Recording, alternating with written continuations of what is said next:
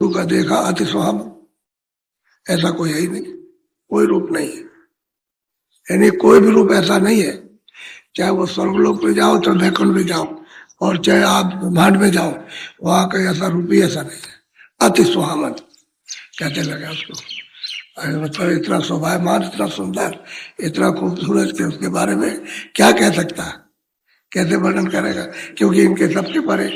अच्छा, वो रूप ऐसा है कि वो देहियों में नहीं है, उसमें कोई देही नहीं है, ये कोई शरीर न वो लिंग शरीर है न ये है, और न सूक्ष्म है न कारण, विदेह है।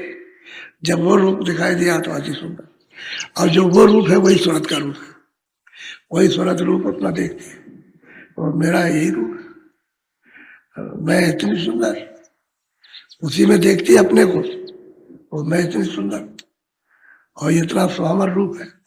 तो असली बात यह है कि जब तिल पर आसन नहीं जमाओगे, दृष्टि नहीं जमाओगे, मन को नहीं रोकोगे, तो आंख नहीं खुलेगी, और आंख नहीं खुलेगी तो गुरु का जब वो दर्शन नहीं होगा, दर्शन, तो आपको शब्द नहीं सुनाई देगा, और शब्द सुनाई देगा तो आपका बर्तन साफ हो जाएगा, घड़ा, तो घड़े की सफाई कर लीजिए आप, वो तो मैल सब साफ करके एक तरफ, सब गंदगी बिल्कुल, जैसे धुआं उड़ जाता है ऐसे गंदगी उड़ जाती है, और फिर यही यही मस्तक, यही हृदय चमकता है दम दम, इसमें बहुत चमक है।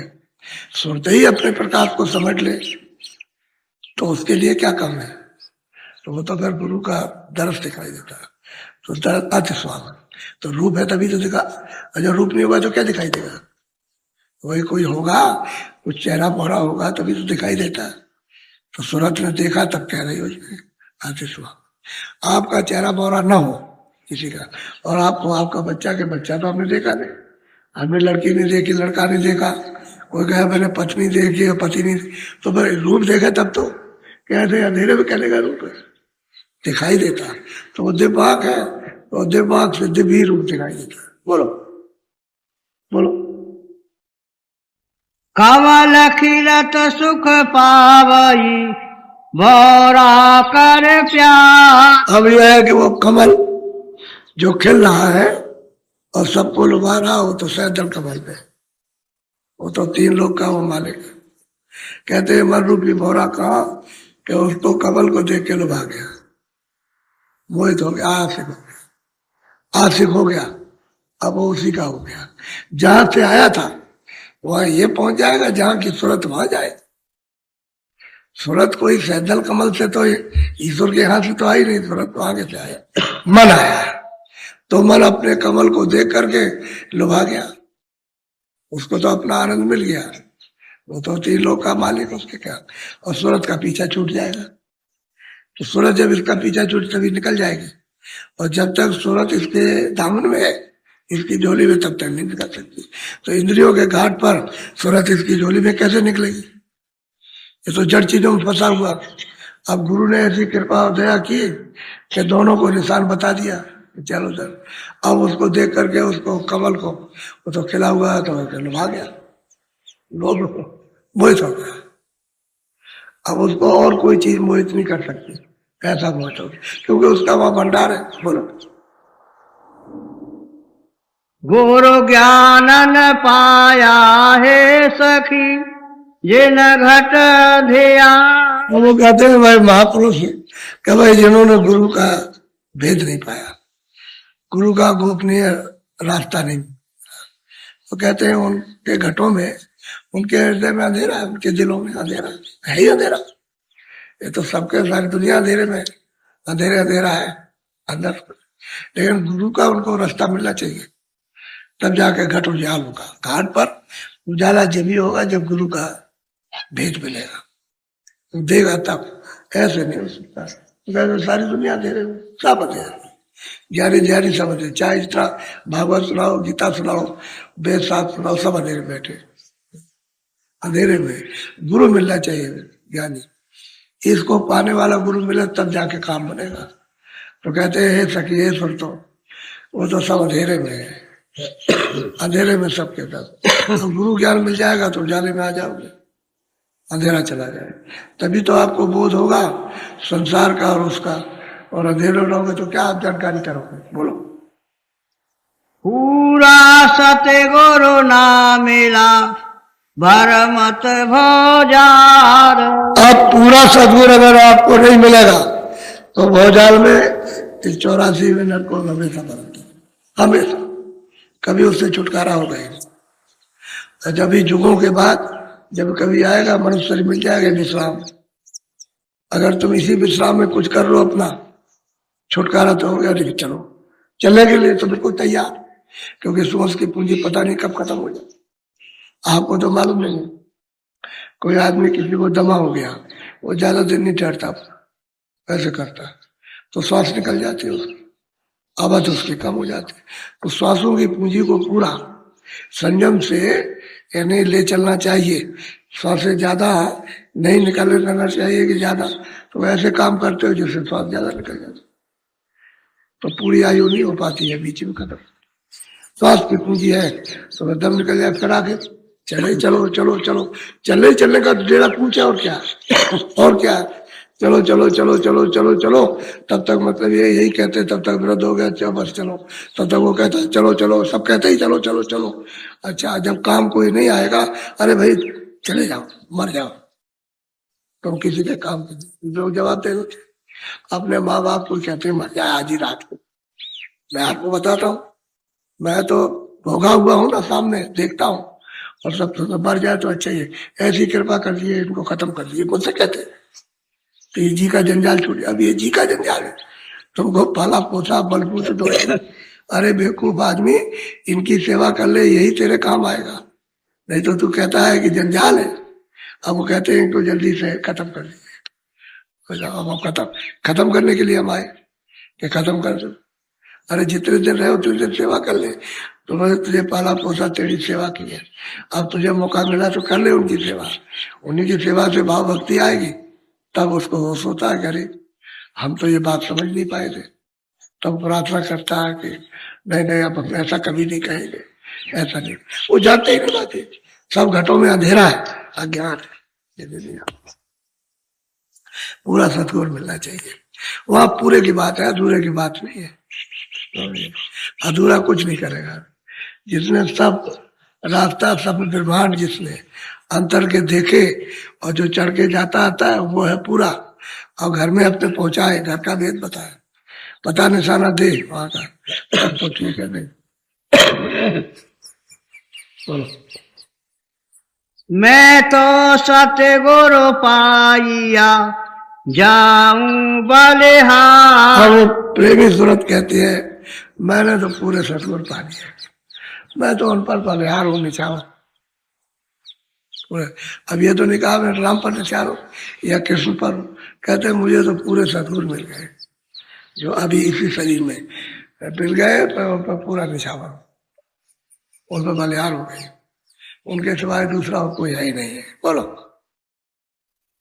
जो चकोर चंदा गाहे रहूं रूप निहार। दृष्टांत देते हैं, थोड़ा दृष्टांत देती है, मैं तो इस प्रकार से इस लोक में रहती हूँ जैसे, यानी चकोर चंद्रमा की तरफ आंख लगा के बैठती है कि कोई स्वाद की बूंद कुछ गिर जाए तो हमारी प्यास चली जाए। तो कहते हैं हम तो चकोर की तरह उस रूप को निहारती रहती, देखती रहती, जो घाट में जो दर्शन दिया है उसे एक सेकंड नहीं छोड़ना, हर वक्त।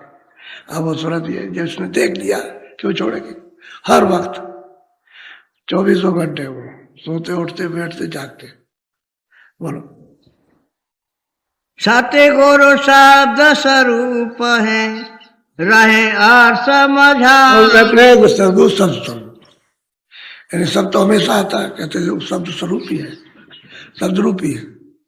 वो अर्थ में, अर्थ कहते हैं आसमान, यानी गगन में वो बसा हुआ है, वो गगन में शब्द है और वास्तव में गगन में बसा, क्योंकि जिसको आपने छोड़ दिया वो तो गगन ही में, आंखों के ऊपर में शब्द छोड़ा, सूरज जैसे ही बैठी है शब्द छूट गया। वैसे ही जैसे ही आपको आराम मिला, यहाँ का वैभव मिला, सब सुख आपको मिल गया, बस उसमें आप धीरे धीरे लगने लगे और लगते लगते लगते वो शब्द छूट गया आपसे। जो अर्थ में आकाश में जो शब्द है, रमा है, व्यापक है, वो छूट गया। उसी शब्द से तो आए थे और वही शब्द मिल जाएगा तो चढ़ जाएंगे आप। और उसका भेद पूरा गुरु बताएगा। जब तक उस पर निछावर नहीं होंगे और उस पर आशिक नहीं हो जाएंगे, अपना उसको नहीं बना देंगे, उसके आप नहीं होंगे, तब तक मतलब ये जो व्याकरण जो गुरु का शब्द अर्थ में वो नहीं आपको मिलेगा, क्योंकि वो पूरा कोई जानता नहीं उसको। जब बताएगा तभी तो कहते हैं गुरु 24 शब्द स्वरूप भी संघ है। कहते शब्द रूप से 24 घंटे प्रेमी के पास रहते हमेशा। शब्द स्वरूप संघ है, हमेशा संग रहते हैं। धीरज रखिए चित्त में, धीरज रखो, यानी चित्त में धीरज रखो, थोड़ा सब्र करो।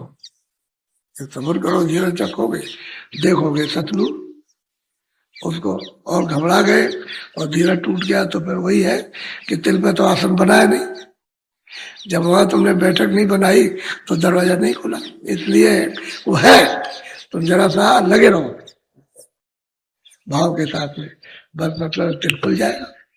वही तिल खिड़की दरवाजा खुलेगा और वो शब्द स्वरूप ही संग है, कभी ना होते तो कभी दूर नहीं होते हमेशा। अगर उस शब्द से रक्षा न करे तो मान लो कोई जाने लगा, कोई अमेरिका में, कोई बिहार में रहता है, कोई बंगाल में, कोई नागालैंड में, कोई यहाँ, और वो तो वहां जा रहा, और वो तो फिर कैसे संभालोगे? आपको इसका भेद कैसे पता चले? उस तुरंत फौरन सेकंड भी नहीं लगते, वो तो बात ही है। वो वहां है तुम्हारी बुद्धि से वहां, और उनकी दृष्टि से वो सामने है, बहुत अंतर हो गया। वो सामने ही है, वो वहां से वो सामने आए, सामने ही है, दूर नहीं है। अंतर की दृष्टि से दूर है ही नहीं, बाहर की दृष्टि से बहुत दूर है।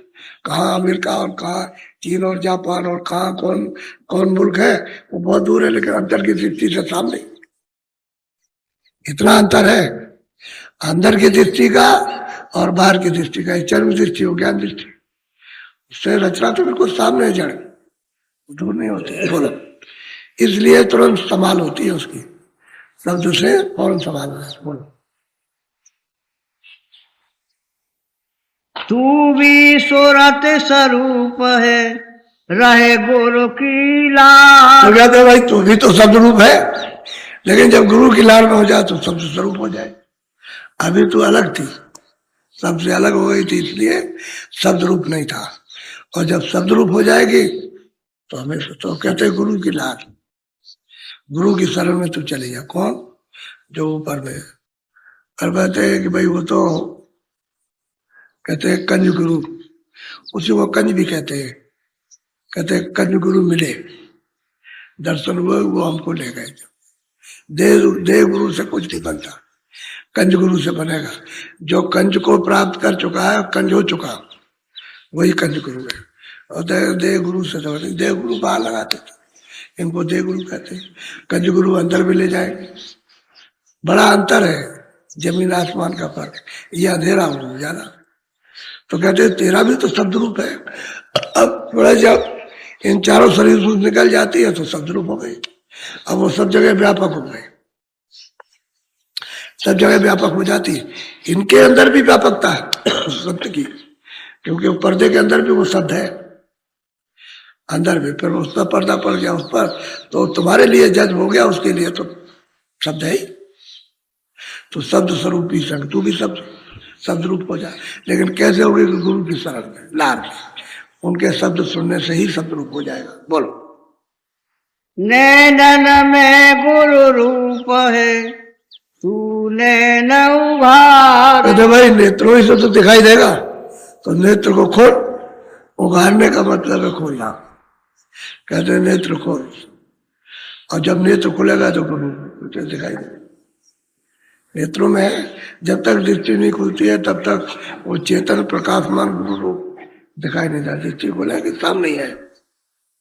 बोलो, सरवन में गुरु शब्द है, सुने गगन पुकार। अब कहते हैं सूरत में तो सतलोक में भी कान थे, सतलोक में भी आंख थी, और सतलोक में भी नाक थी। ये तीनों चीजें वही थी। और पर्दा पड़ गया तो तीनों चीजें, आंख भी है, कान भी है, नाक। ये सीधा उसी सूरत से संबंध है। इसका भी संबंध लग रहा है, इसका भी लगता है। जब कोई पर्दा नहीं था तब निकाली थे, तो कहते हैं कि भाई कानों में तो गुरु शब्द है, लेकिन तू बर्तन को साफ कर ले। अपना बर्तन साफ कर जिसमें तूने कूड़ा कचरा भर रखा, और वो श्रवण करने से यानी आवाज को सुनने से साफ हो जाएगा, देखने से साफ हो जाएगा, बर्तन साफ हो जाएगा। बस तू एकदम से उतर जाए तो तेरा रूप उसमें, उसका रूप तुझ में, एक दूसरे का दूसरे का। तुम उसमें देखो और वो आप देखे, दोनों का दिखाई देता। यानी मालिक का रूप सूरत में और सूरत का रूप मालिक में। वो अपना रूप देखेगी, वो मालिक। विचित्र खेल है इसका। अब यह है कि जब ही समझ में आता है जब भजन करो, भजन करो तब ध्यान हो भजन। जब करो तो तीनों चीजें गोपनीय, सुमरन और ध्यान और भजन, ये तीनों चीजें अंदर की गांठ में। सुमरन भी करो सूरत से, और सूरत से ध्यान भी करो, और सूरत से भजन भी करो। तीनों चीजें एक घाटी पर है, और बाहर से करोगे इंद्रियों के घाट से तो नहीं माना जाएगा। इसलिए दरवाजा बताया कि घाट पर बैठ करके इस तरह से देखो और ऐसे सुनो। लेकिन अब टकटकी तो लगानी है सबको। स्थिरता तो वो जो अपनी दृष्टि में चंचलता आ गई उसको तो एकाग्र करना ही है, क्योंकि बेकार किया हुआ सूक्ष्म चीज है, अति सूक्ष्म है, बाहर की दृष्टि से कभी दिखाई नहीं दे सकता। तो अंदर की दृष्टि एकाग्र इसलिए करना कि सूक्ष्म चीज सन्मुख आ जाए, सामने हो, और हम उसको आंख से देख सके। ऐसा ही अब देखो ये सूरज निकल रहा, अभी देखो लाल दिखाई देता है वो सामने, अभी थोड़ी देर में बदला जा रहा। तो महात्मा जो बाहर का कोई प्रमाण होता है, नमूना, उसको एक इशारे में बताते हैं। अब ऐसा सूरज अंदर बहुत बड़ा, ये तो कुछ भी नहीं है। ये तो सूरज निकलता डूबता है, इससे लाखों कितने गुना बड़ा, तो उसका आकाश भी बड़ा होगा। तो मतलब रूप भी बड़ा तो आकाश भी बड़ा। तो असली बात यह है कि कोई ऐसा नमूना मिलना चाहिए जिससे कि अंदर इसको धसाया जा सके, अंदर बैठाया जा सके। अब अंदर का घाट जब भूल गया तो उसे क्या मालूम कैसे बैठेंगे, कैसे, मतलब ये कि करेंगे क्या करेंगे क्या नहीं। तो जो अब सुलभ है इसलिए, पहले तो इसलिए की क्रिया ये थी नहीं, ये क्रिया नहीं थी, ये रास्ता नहीं था। पहले नीचे का था, प्राणायाम सब लोग करते थे नीचे से, बुधा चक्कर से ले आते थे। अब महापुरुषों ने नीचे का सब खत्म कर दिया, इधर से कोई क्रिया शारीरिक नहीं। अब सूरत यहाँ बैठी यहीं से करो। तो ये तो कलयुग में अभी जारी हुआ, 700 वर्ष के अंदर, पहले तो नहीं था, ये तो अब जारी हुआ, पहले अब ये सुलभ है। सब इसको बच्चे भी कर सकते हैं, बच्चे भी कर सकते हैं, और बूढ़े भी कर सकते हैं, जवान तो करते ही करेंगे, सबके लिए सुलभ। अब इधर से ध्यान को हटाना, और ये इधर जो फैला रखा है उसको ध्यान इधर ले आओ, यहाँ ले आओ। इधर अंतर का घाट अंतर में, बाहर का घाट बाहर, तो बाहर छोड़ के अंदर में चले जाओ। इतने ही समझने की जरूरत है, बहुत चित्त को लगा करके यही समझ में आ जाए तो जल्दी हो जाए। अब बहुत से लोग हैं सत्संग सुनते हैं, उनको बताया पूरा तो सत्संग नहीं उन्होंने सुना, तो अपना बैठते तो उनको समझ ही नहीं आता। तो उनको बैठा बैठा बैठा सुना के बैठा बैठा तब कुछ समय के बाद तो कुछ काल ही करिए सत्संगा, कुछ सत्संग करते करते तब फिर ये भ्रम जाता है कि भाई घाट तो अंदर है, तो हमारा घाट, तब उनको होने लगता है, तब समझने लगते। बोलो बोलो। सतगुर पूरे कह रहे यह मार्ग सार, जो माने भाग्य से तो उतरे पार। कहते सदगुरु पूरे कह रहे हैं कि भाई ये रास्ता अनाथ का सार है। सारा से कहते हैं सच्चा, जहां से तुम आए हो वो रास्ता है। अभी तो हमको पता ही नहीं कि मैं कहां से आया, मालूम नहीं कहां से उतर के आया। ये जो इतनी सृष्टि जिसने बनाई कहां से बनी ये किसी को नहीं मालूम। सब जीव भूले वाले हैं, सबके सब एकदम सब धोखा खा चुके, धोखे में। इसलिए पूरे सदगुरु कह रहे हैं कि हमारा सीधा सच्चा है, सार है, और इसी से जीवों को चलना चाहिए। जितना भी बन सके इसी को करते कर बन जाओगे तो। और दूसरे रास्ते में आपको कुछ मिलना नहीं। वो सब रास्ते आसार है। आसार रास्तों में सार नहीं मिलेगा, सार रास्ते में सार मिल जाएगा। तो पूरे सदगुरु ने ये बताया प्रेमी को कि देखिए सार रास्ता है, इस पर निकल चल। और अभी मौका है, मनुष्य शरीर मिला दूसरो। तो भजन करना है। आज शाम को जो लोग आए हुए कुछ आदमी, उनको शाम को नामदान, लेकिन सत्संग 4 बजे होगा। आज इतवार का सत्संग 4 बजे। कितने बजे?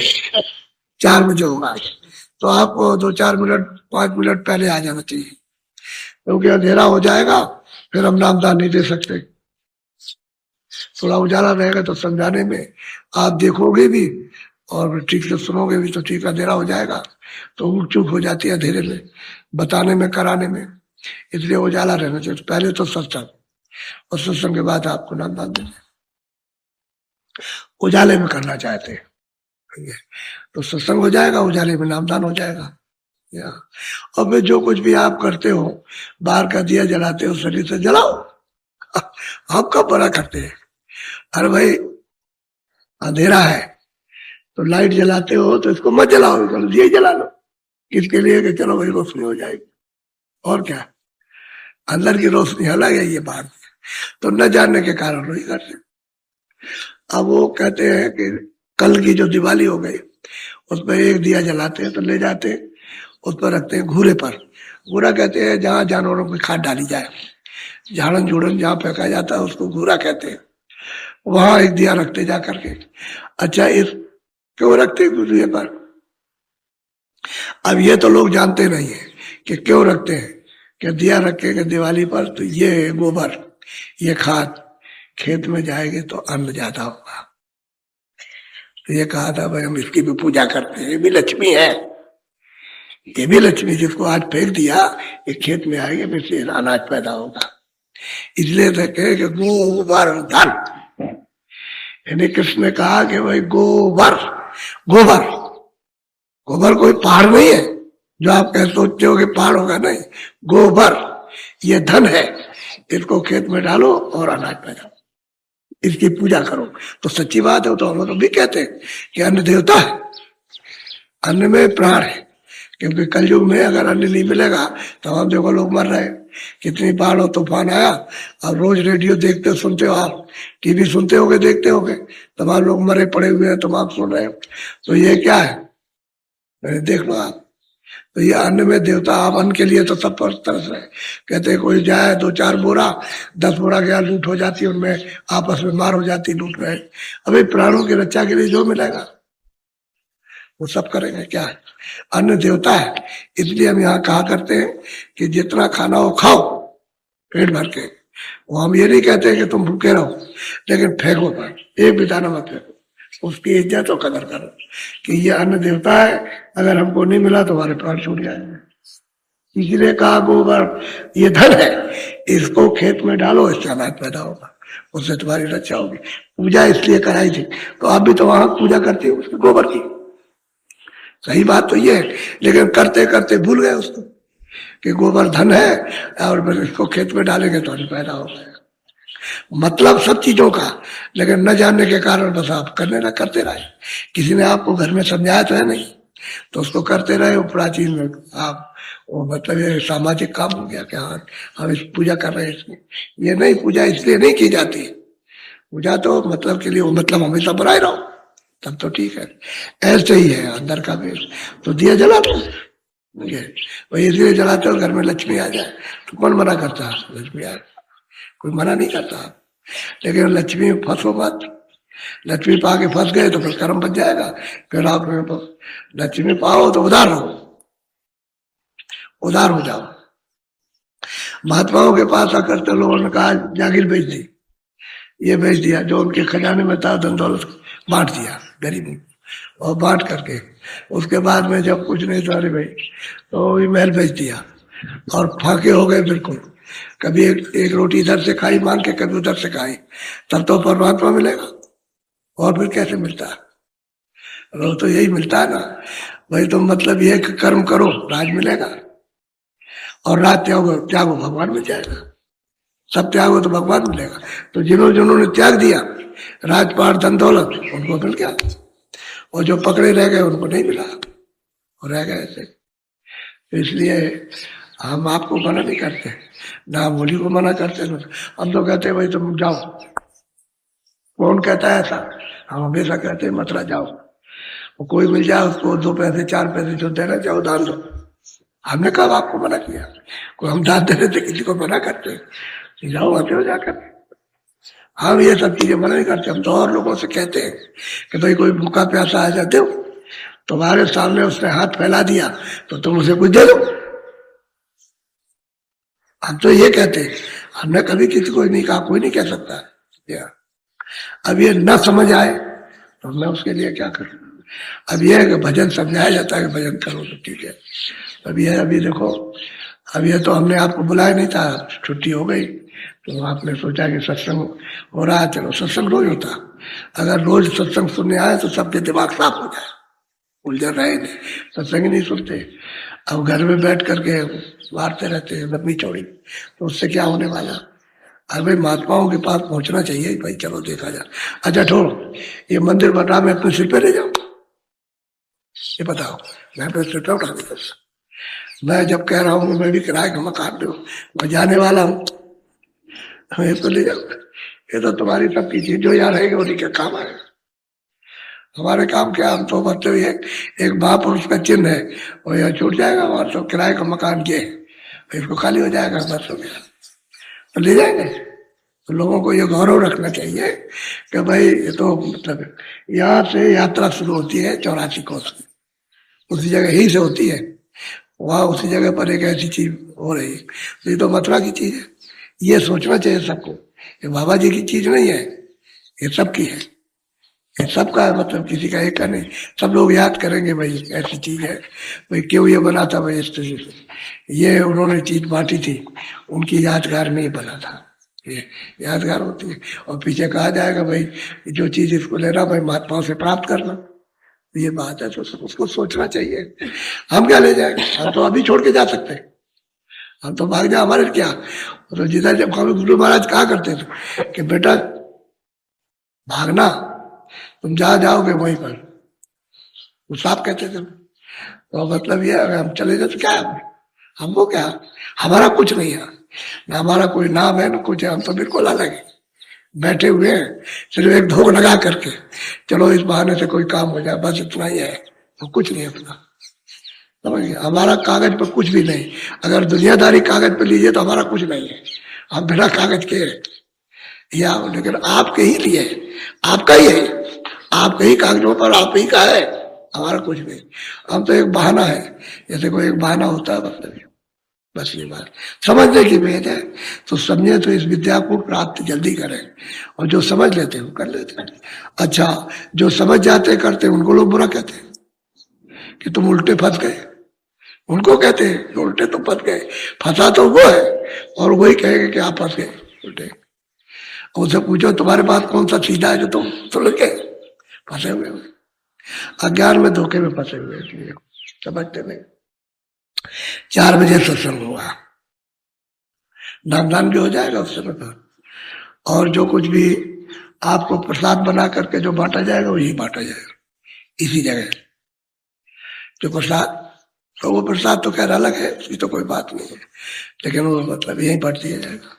और फिर उसके बाद में, और वहां पर कोई खाना ना नहीं बनाएगा, वहां भंडारे में सबका बनेगा। वो हरियाणा वाले लोग जो है वो सब तैयारी कर रहे हैं आज, मतलब ये है कि सुबह तैयार हो रहा है, तो आप लोग कहीं इधर खाना मत बनाइएगा, आज भी बात है, भंडारे में लीजिए आप प्रसाद। तो ये मैंने, अब यह है कि इसको बहुत अच्छी तरह से समझ के अंदर धारण करते जाओ, क्योंकि ये चीजें जब तुम्हारे अंदर उतर जाएंगी तो समय समय पर आपके पट से काम आ जाती है। जब जैसा समय पड़ेगा वैसी चीज याद हो जाएगी, और कि हाँ वो वचन याद हो जाएंगे आपको, सब तुम्हारे अंदर मस्तक में सब रखा रहेगा। वो तो छेद है, चीजें रखी रहती है, जब मौका आता है तो फौरन मतलब ये है कि याद आ जाती, तो बस उस काम को आप कर लीजिए जब याद आ जाए। इसीलिए तो वचन पकड़े जाते, सुने जाते, उसी को कहते हैं अमल। जैसे कपड़ा पहन लिया, ऐसे ही वचनों का अमल करना चाहिए, वो आपके काम की चीज रहेगी। जब मान लो समय आ गया जाने का, तो क्या करना चाहिए वो आपको मालूम हो जाएगा कि भाई जाते वक्त क्या करना चाहिए। फौरन अंतर ध्यान, किसी की तरफ देखना सुनना नहीं, फौरन शब्द को पकड़ना, शब्द को पकड़ के उसके साथ हो जाना, बस आपका काम बन गया। अब आप इधर बात करते रहे, इधर लगाव रखे और मोह ममता किया तो आपको तकलीफ हो जाएगी। शब्द तो गूंजेगा, वो आएगा, लेकिन आप उस मोह ममता के कारण इधर किसी से कुछ बात करो, किसी से कुछ नहीं, और अंतर ध्यान हो जाओ, सब आसानी से पकड़ के ले लेगा, कोई तकलीफ नहीं होगी जरा भी। और वैसे वासना रहेगी तो उसमें जरा सी दिक्कत होगी। शब्द हो रहा और उसकी कदर नहीं कर रहा है, यानी जब पकड़ने के लिए आया है, लेने के लिए, उसमें बैठ जाओ तो ले जाएगा ऊपर से, उसी का तकलीफ है। इसीलिए तो सब भेद बताए जाते हैं कि जाते वक्त में क्या करना है क्या नहीं, ये सब आपको सुनना पड़ेगा। जब समय जिसका भी आ जाए कि ऐसे जाएगा, उसे क्या करना और आपको क्या करना, ये तो आपने सुना नहीं उस समय पर। नहीं उसको पकड़ के रोने लगे, रोने की क्या तो जरूरत नहीं है, उससे कोई छेड़ाछाड़ी नहीं करना। और ऐसे को कभी इंजेक्शन नहीं लगवाना चाहिए, कभी भी। जब ऐसी अवस्था में हो, जो भजनानंदी हो उसको कभी इंजेक्शन नहीं घबरा के कि डॉक्टर साहब इंजेक्शन दे, कभी नहीं देना चाहिए, अपनी इच्छा से उसको जाने देना चाहिए। नहीं तो लोग घबरा करके बच जाएगा, वो बचने वाली बात करते हैं, तुमने बीच में उसके उस ध्यान में बाधा पहुंचाई, वो नहीं, चुपचाप रहो। ये सब समझाना पड़ेगा आपको, नहीं तो फिर आप कुछ का कुछ समझ बैठते हो, कुछ का कुछ कर बैठते हो।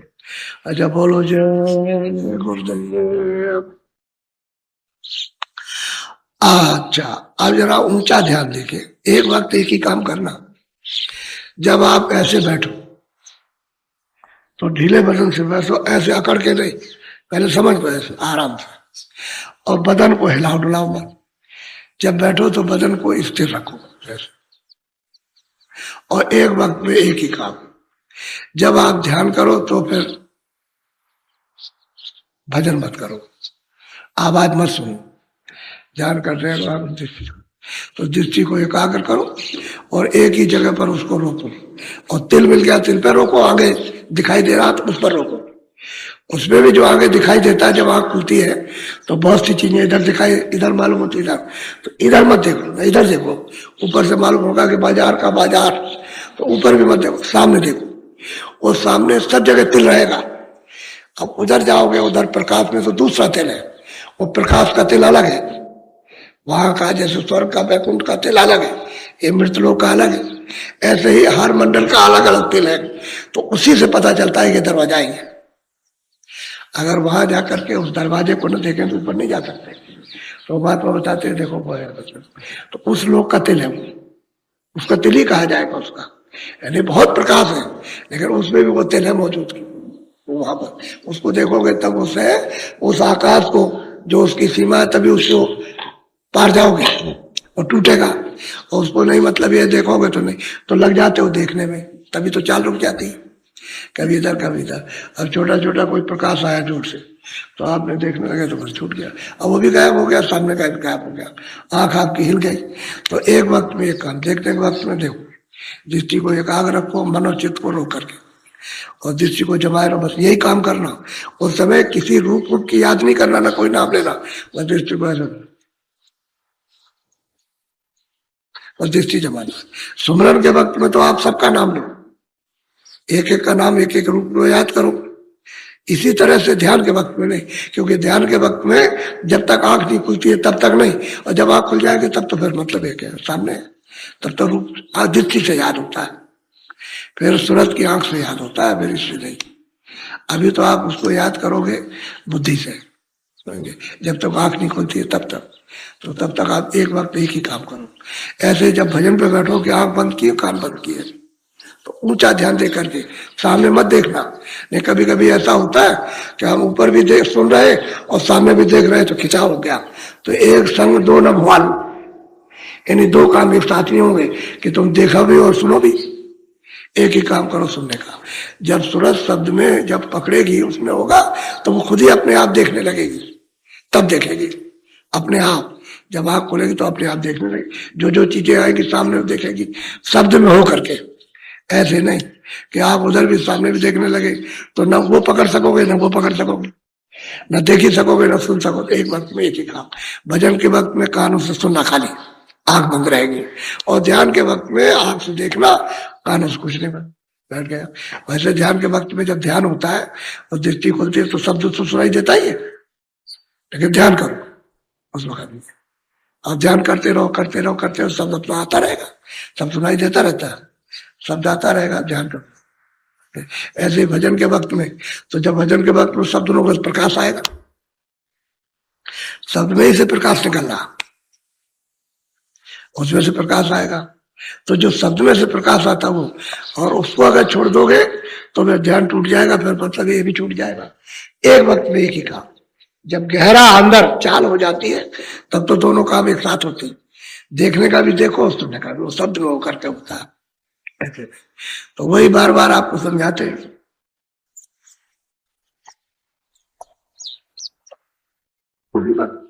ऐसे बैठ गए तो उसमें जो कुर्सी उर्सी में बैठे रहते हैं तो जरा बैठने में दिक्कत होती है, तो पैर नीचे हो जाएंगे और ऐसे नीचे होंगे, कोई टिपाई वगैरह या कोई पीड़ा हो तो इसमें स्नान करते हुए रख लो और ऐसे बैठ गए, या कोई तकिया ऊंचा सा रख लो, थोड़ा ये ऊंचा हिस्सा हो जाए और ऐसे रख लिया। तो ये आसन जो है बिल्कुल अडोल है, इससे बदन हिलेगा डुलेगा नहीं। इधर ये हो गया, इधर हो गया, आंख बंद की, कान बंद कर लिए, अंदर उंगली डाल के, कान के अंदर उंगली जाना चाहिए, बाहर से नहीं, ऐसे बाहर से नहीं बंद, कपड़े से बंद नहीं करना, अंदर उंगली डालोगे बाहर की आवाज ना आए, इस आवाज को काटना है, रोकना। ये आवाज जब कटेगी और अंदर की जब आप कान करोगे तो वो आवाज आने लगेगी, ये बाधा नहीं पहुंचाए। जैसे इस आवाज ने बाधा डाला तो उस आवाज के सुनने में विघ्न पड़ जाता है, इसलिए इसको रोकना पड़ता है, इसको काटना पड़ता है। तभी लोग बहुत सब मुदरा खोदते थे कि भाई कोई आवाज है तो चलो वहीं बैठ जाएंगे और वहीं बैठ कर करेंगे तो आवाजें सब बंद, बाहर की सब बंद हो जाएंगे और कोई आवाज तो विघ्न बाधा नहीं होगा, समझे। अब ये मुद्रा कौन खुद है, अरे भाई मतलब जैसा मौका पड़े वैसे ही सुविधा कर दी कि भाई ठीक है तुम कानों को ठीक से बंद करो और इधर से ध्यान हटा लो, जब उधर की आवाज आने लगे तो फिर ये कितना भी आवाज आए आपका कुछ नहीं करती, ऐसे ही बैठे रहो, सुनते रहो, ये आवाज सुनाई नहीं देगी। आप कितना भी बोलते चिल्लाते रहो, कुछ भी सुनाई देगा, उस आवाज की तरफ ध्यान चलेगा, सुनाई नहीं देता। इधर का वो आवाज आ रही हो 24 घंटे खुल जाएगी ना, घमाघम धमाधम वो बजता रहता है, उतनी आवाज होती है, यहाँ उतनी आवाज ही थी, तो आप क्या सुनोगे। तब फिर बहुत इधर को ध्यान लगा करके सुनोगे तब समझ में आता है। तो वो तो खैर आपका जब बनने लगेगा अभ्यास, अब जिन लोगों का बनने लगा उनको ऐसा ही होता, तो उनको कहते हैं बहरा हो गया। जब वो जोर से कहते हैं अरे भाई जोर से बोलो, तो उसको कहेंगे अरे तू बहरा हो गया, तू मुझे अब सुनाई नहीं देता। असली बात ये नहीं, अब वो वेद वाली क्यों बात बताए, ऐसे बैठ गए। अब इसमें घंटे भर बैठे रहो, कोई तकलीफ, और वैसे बैठोगे तो थोड़ा सा 2 4 5 10 दिन जरा पैर थोड़ा सा सुन होगा तो एक पैर ऐसा कर लो, ऐसा करके तो थोड़ा सा ऐसे ठीक कर लिया, लेकिन भजन पे बैठे रहे, फिर बैठ गए तो मतलब ये थकान भी आपकी ये दूर हो जाएगी और फिर ध्यान इधर नहीं लगेगा, उधर ध्यान लग जाएगा। हर तरह की कोशिश कर लेना चाहिए बैठ, ये भी अच्छा है। चारपाई में बैठ गए उस पर अच्छा, कुर्सी में बैठ गए तो एक तकिया रख लो, कुर्सी में भी कर सकते हो, चारपाई भी कर सकते हो, क्योंकि आपको ध्यान इससे ऊपर करना, नीचे का कुछ है ही नहीं है। तो जैसे ऊपर का बने वैसे करना, लेट के भी कर सकते हो। रात को अपना खाना खाया, लेट गए, अपने आंख और कान बंद किए, ऊपर सुनने लगे, सुनते सुनते सुनते सुनते और उसी में सो गए, कोई हर्जा नहीं, सुनते सो जाएगी।